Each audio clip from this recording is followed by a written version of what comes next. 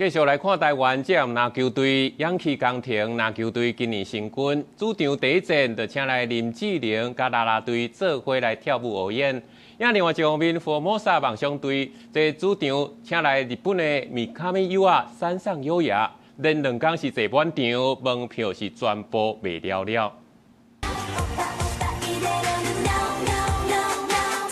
第一马道林志玲竟然来到这人的比赛场，这回不是坐伫观众席，是穿啦啦队的制服，甲伊的身材展出来，甲勇气工程篮球队勇气查某囡仔做伙来跳舞。虽然已经是妈妈的身份，也毋过林志玲跳啦啦队也是真有活力，摇咧笑咧，充满甜美的气质。毋过伊坦白讲，迄当阵互人邀请上台，心肝内其实真烦恼。学妹那时候说：“姐，你可不可以来跟我们一起？”然后我说。 Are you sure？ 你要我这样去装可爱，这样适合吗？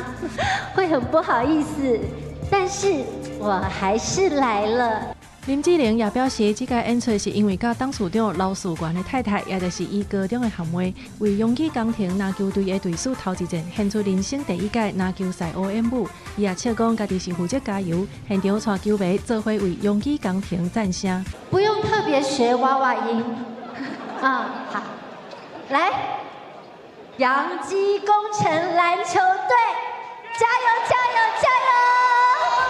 虽然林志玲已经去过真侪国际舞台，不过伊坦白讲，要甲真有活力的少年队员徛做伙，心态的调整比练习动作还阁较有挑战。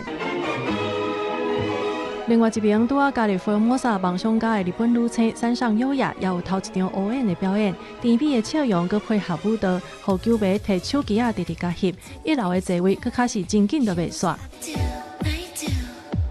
上强欧演的效应也直接反映伫票房甲业绩顶头。梦想家连续2天主场门票全部卖了，成6000个观众入场。根据球团的统计，主题周期间的门票、周边商品甲相关的收入总业绩超过新台币620万。记者综合报道。